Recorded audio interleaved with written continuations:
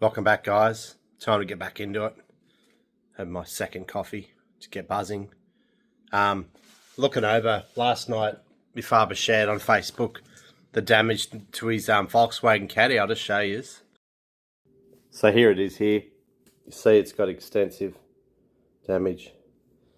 So you got the whole boot needs replacing, back window, tail light, but what's concerning is all this damage in here. It's buckled probably about 30 centimetres down the panel, so I don't know whether I was talking to Shannon's yesterday, like I was saying, and they couldn't give me a straight answer, but we're going to find out. We're going to find out whether this car is right. I find it so hard to believe. How can they write off a car? This car's worth 21 grand. According to Google, it's between 50 to 75% of the value of the vehicle is what they'll spend to repair it. But when it comes to this, so that's getting into a structural area, and if that structural area is damaged on the inside, they're sort of hesitant about doing much with it. I just can't believe cars these days. They just write them off. I don't know, but wait to see what happens. So if they write that car off, that means my father's or he doesn't go second-hand cars anymore. He wants new cars. He might have to order a new car. So that could take time. I don't know. See what happens. Or if the car gets repaired, that'll probably be longer again. It'll probably take 6 weeks, 2 months for the car to be repaired. And I'm down to one car at the moment. I've always had the Escort as a backup car, but the engine's still at the machine shop. Couldn't even get a hold of the machine shop yesterday. They were that busy.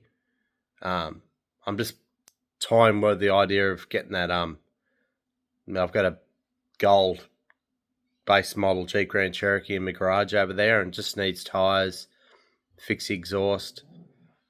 I could probably throw some rego on it, and that way I've got a backup car. But I was going to sell that car anyway. But yeah, I don't know, toying with the idea, but nothing's going to stop me what I'm doing now. So yeah, looking at this Falcon, looking over the bonnet, looks amazing. I'm greeted with the goodness of the front end of the car when I opened the door this morning to come in.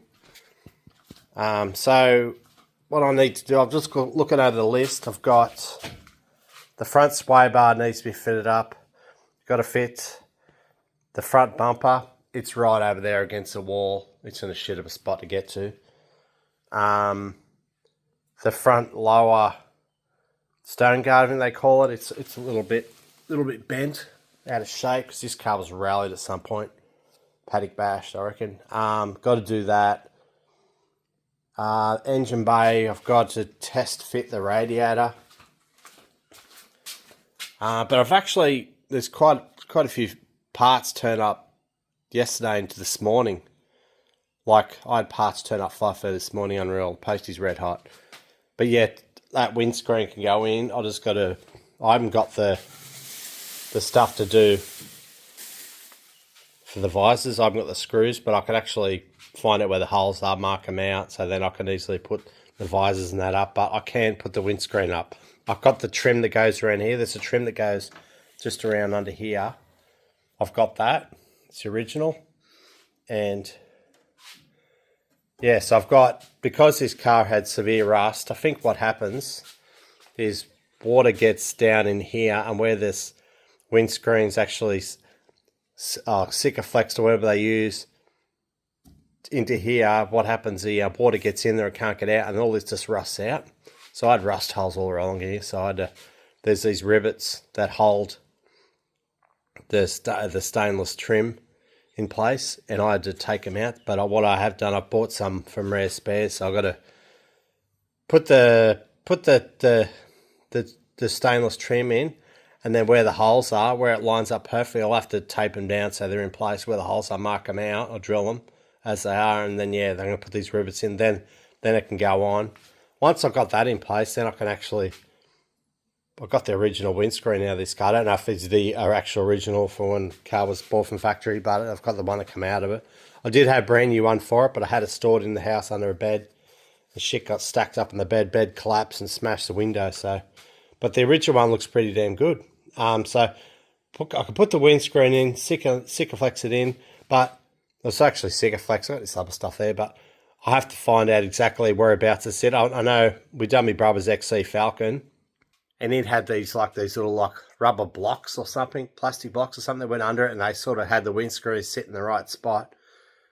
So you didn't have to worry about it. But I've got enough of this car, so I'd have to toy around the idea and actually put the windscreen in where the trim goes around it, and then the moulding, and then test fit the window and see, right, that's where it's happy, it's where it wants to sit, and then yeah, put in permanently. That's the plan anyway, but I think it'll look so much better than the windscreen, and it's due time because I've got parts in there now. It seems like I shook the box, the container that come in, the package, and you can hear it. I thought that's picture those as the parts I'm after. I've got that to do. I've also got that Hurst shifter. I've got that kit sitting here. I think I've got to massacre the body. Shows or any. I need to massacre the bell housing a little bit, chop it up because the linkages are scuffing out. But I've got that big thing over there that covers the whole lot anyway. Yeah, so that's where I'm up to. Perfect conditions for working on cars too. It isn't too bloody hot enough, and it's going to be another overcast, on and off raining day, 25 degrees or something. Got to get a hold of the machine shop. This car, I need to get it going. It's frustrating. It's the worst time of the year. I knew when I went in that club run with this car and I was leaning on it, pushing it, I knew it was something, you know, if this car broke, I'd be up shit creek because it was like November and it was almost out of rego. So I'm like, shit happens. Righto, get into it. I got the car up on the hoist. I was like, yep, let's put this sway bar in. I've got everything. Here's the sway bar here. Spent bloody an hour searching for the bits and pieces. It's shocking. Just, you get caught up in doing different things. These security cameras I had to put around the place, it really messed things up. I just forgetting where everything is. So right, I got the front suspension kit, steering kit for this car from S-Bears. I've got these drop links. There's the brackets. They go up in here. I had a problem. I bought these new Nolafane white line bushes, and there's the measurement there. But then when you go to my sway, I remember I got caught up with this. I went to put them in and I'm like, oh, they don't fit. I think I was going to contact the seller. I don't know what happened. I don't remember now, but turns out they're too big for this sway bar. So I remember I was going to follow it up, and then now I've just looked back at the listing off eBay to show you. So I bought these off eBay back in September. As you can see there, the holes are nice and small based on the photo. It doesn't always mean anything. And then go down to, 14mm. It's like no way near it. I should have folded this up. I don't know what happened. I think I ended up sending my brother at the time. I said, I'm just going to, because there's a lot of dramas when you try to return shit. They just dodge every corner. They try to go against you getting a refund, but then I just bloody tell them, look, if you don't give me a refund, go for PayPal. I'm not going to sit here and try. They want all these reasons to why it doesn't fit, but this is clear as mud. Like it's the hole there is too freaking. The holes in the photo are perfect, probably, but they say they're 14mm, but it's not. So I don't know why I didn't order another one, but that's ground to a halt. But what I might do, rather than go through these getting these mismatching parts, I'll see if I can just get one through Rare Spares to suit this, and then I'll move on to something else. So I won't be able to install that sway bar, unfortunately. So I'll just leave all the stuff as it is and move on. So this front stone guard is a little bit out of shape. I've got new lenses coming for them. They should be here soon, if not already, at the post office. And I need to fit that front bumper and test fit the radiator. What I also need to do, I've got a complete exhaust system for this car. I bought it a little while ago it's ready to go in, but I'm holding off because I need to make fuel lines coming from the fuel tank, and they're going to be running somewhere in here and then going through where they go from factory, I think. And to do that, I can't put the exhaust in and have the exhaust in the road from where I want to put the nut certs in the chassis and that, like I have up here. Not there, over here. So I'm waiting on the fuel pump to turn up. I got this fuel pump goes in top of the factory tank, so I've got to run a solid steel line that goes from the tank, goes along here. So in order to do that, I need that. I've got some of the fuel line. They stuffed it up. Ordered 2 rolls of this fuel line, and it's VPW in Victoria, and they only sent 1 roll and marked it as that they sent 2. So I followed up, sent them an email. I tried ringing them yesterday, or rang them, and they said that they'll get back to me. They're absolutely swamped with work. They're way behind. Wait, they will respond to the email. So I've got 7.5 meters of line. It'll probably be enough. But by the time you start working around all the bends under the car, you're starting like going through it pretty quick. So I'm waiting on that to turn up. But I need that fuel. I need that fuel pump assembly. I need that. I bought it from Mace's EFI in America. It shouldn't be too far away, but it's just that time of the year where shit goes south. It's the worst. You got all the Christmas, people buying stuff off the internet, and everything just gets banked up. But everything should be starting to pan out now. But so yeah, I'll just have to do the front of the car, and then I'll get onto that do that bumper in the front of the car. Then I'll get onto those Indy shifter, and I'll put those new bushes in.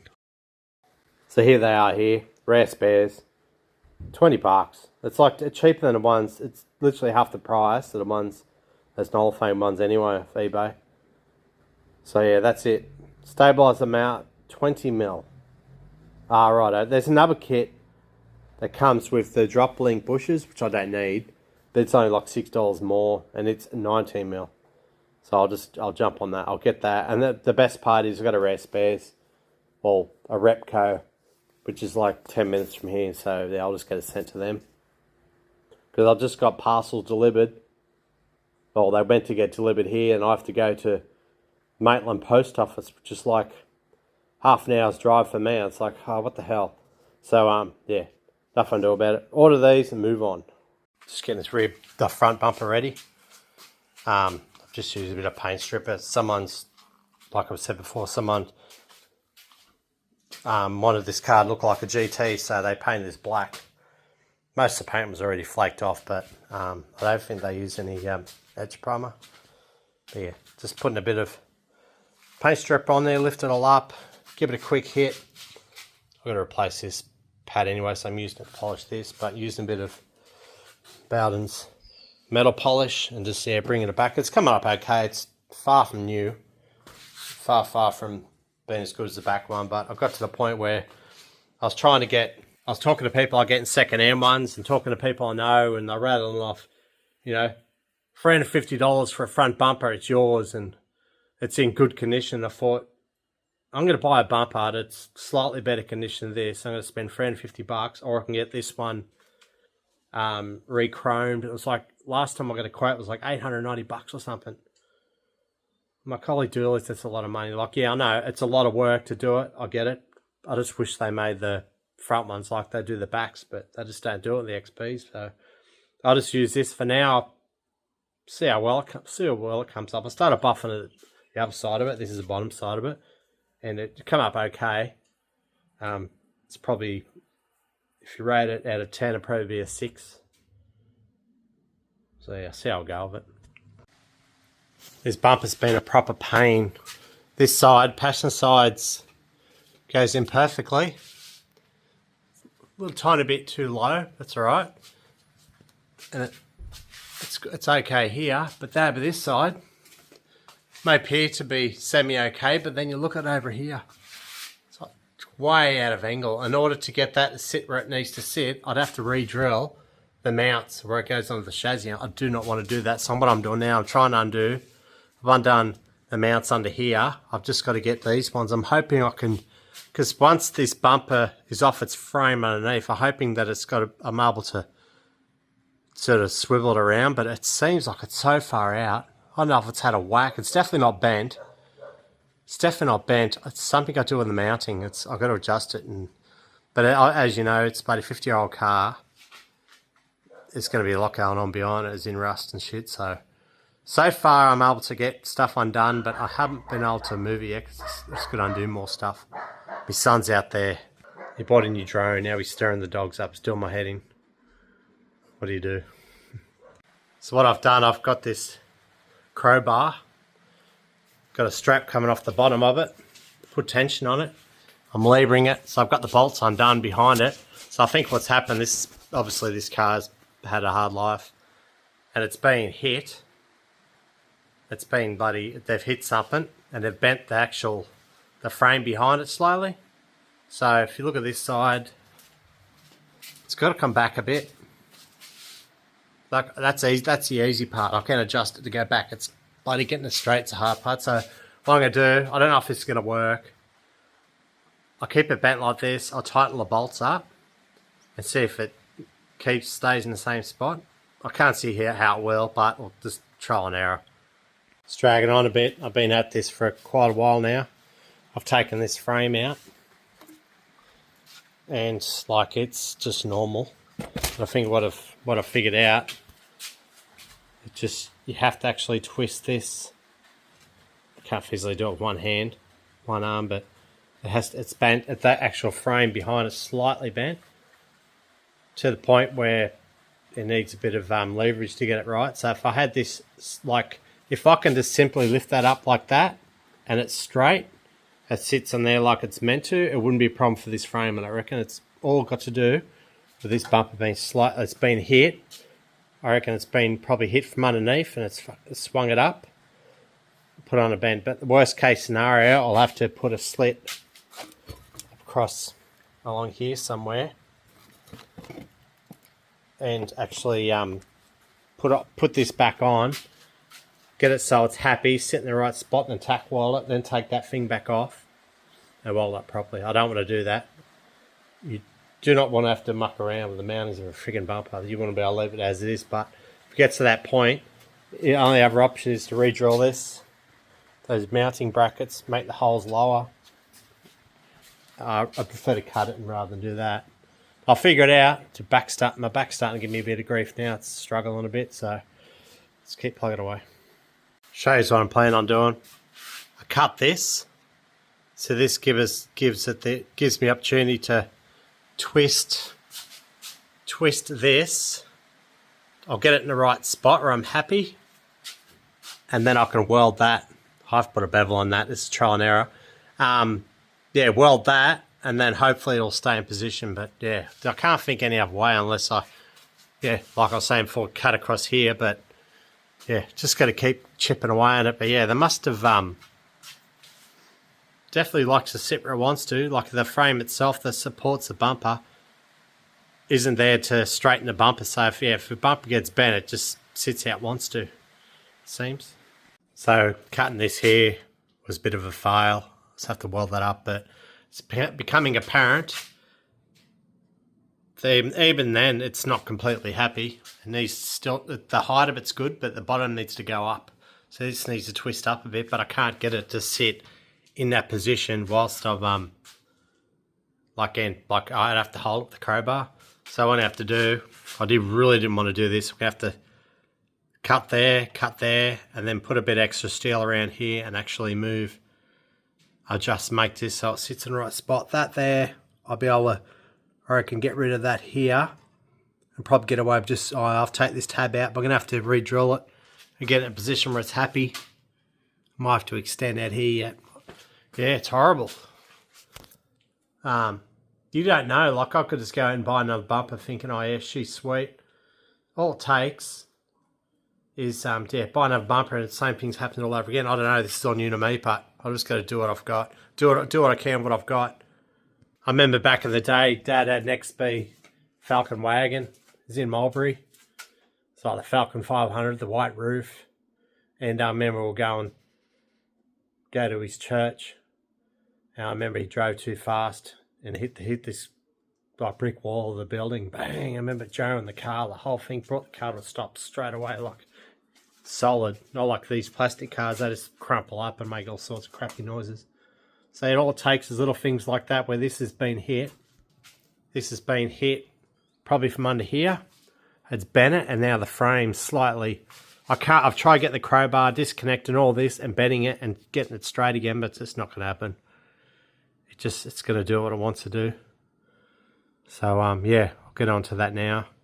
Hopefully I don't run out of gas.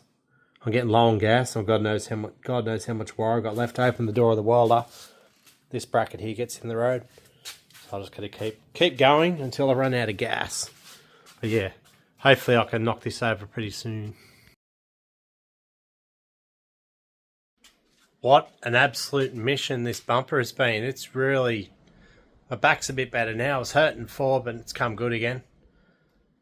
I'd expect to put this bumper on, and I was a bit sort of hesitant about how it's going to go. I'm like, oh, is it going to be easier? Is it going to be a prick?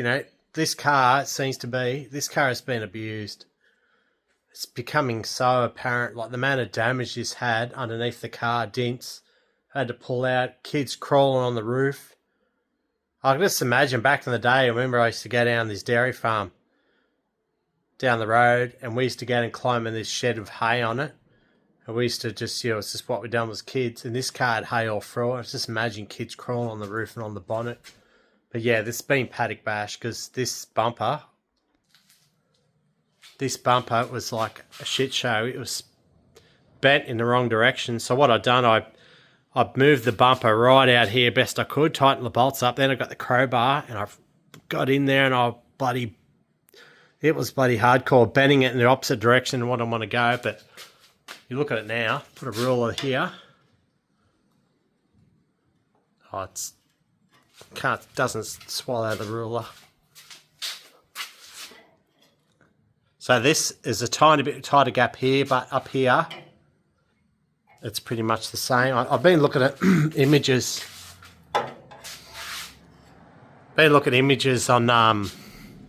On my phone. I've got a lot of XB Falcons, XAs and stuff, XCs saved. Not so much XCs, they're not really relevant, the front end of this. So, yeah, so I've got it sitting where it was to sit. All I done was got the stepper drill, took these brackets off, and I made these holes here heaps bigger, made them a little bit bigger. And then I was able to sort of move it around a little bit. But ideally, I love to have it sitting right up close in here. But looking at the photos on my phone, no one's got them sitting, especially here. There's always a massive gap here. I didn't find many where they sat tight in here. So I think that's just how the bumper sits. So, wow. To the person or the people who are driving this car who paddock bashed it, I wish they could tell me some stories about what they've done, because yeah, they certainly had some fun. This must have taken a big whack from under here and just, yeah, bat it up. So yeah, get out of whack, straighten that up. Righto, where am I at now? So I got to put the grill back on.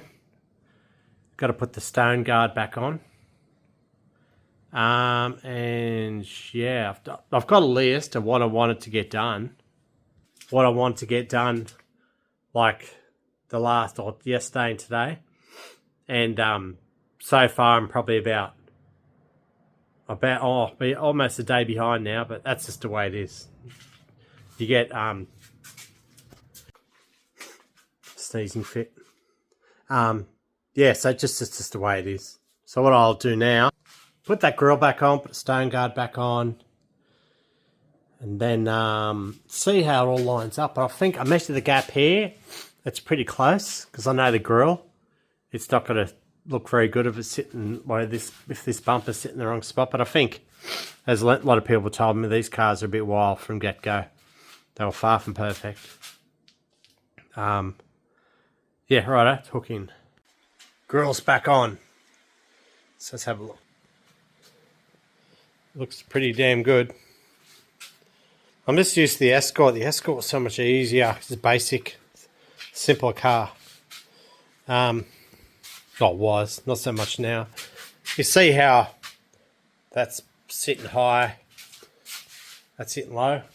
It needs the stops. So when you hit that there, pull that down, it sits up even that side. So I've got the stops sitting there, but I just bought a complete kit.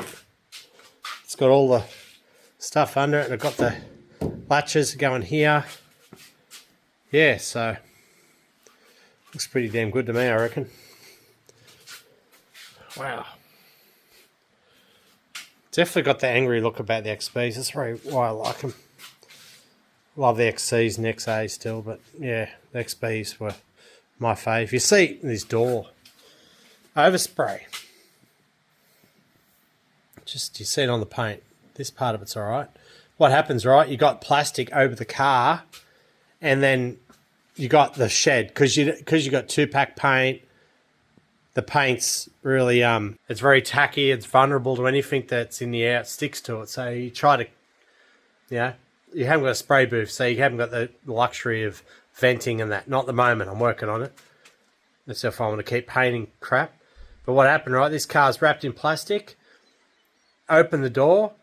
All the fumes in here that's in the air, it gets blown up and it goes up under the plastic and it gets all over the car. I've had this before, except this is like, I knew this was coming, but this car's going to get detail anyway, so I'm not particularly worried about it. So, yeah, so all is good. So, another short video for today. And what I'll do now, my son's calling now, I'll have to give him some attention. Been very loud today. He's growing up now, he's 14 months. Oh, he tell you what, he attacked the boat trailer too the other day, ripped the wiring out of this electric bloody jockey motor I got for it, and I moved it around the driveway. Yeah, once you stop walking them, it turns to shit, so my son takes care of all that. I'm just too freaking busy with cars and shit to worry about that. Wow, this car's amazing. Love it. So what I'll do now, something a little bit different. I've got all these packages.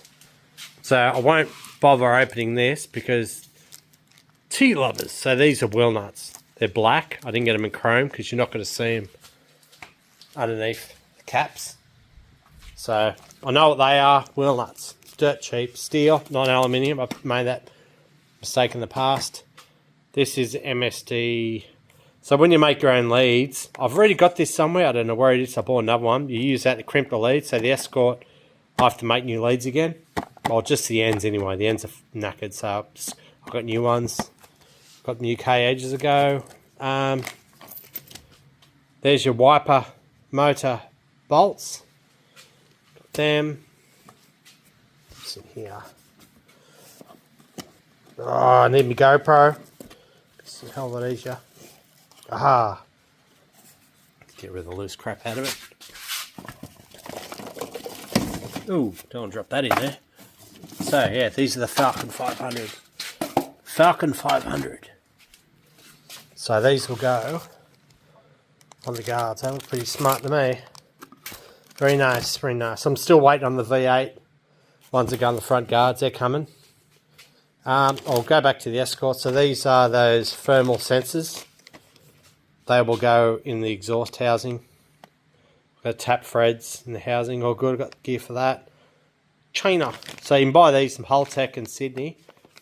They're like freaking expensive, but I reckon these are exactly the same. I reckon they just repackage them. So got me exhaust manifold, turbo manifold sitting there. So they're got to go in there. That'll help prevent the motor getting burned out again. So I should have 4. Yep, all good.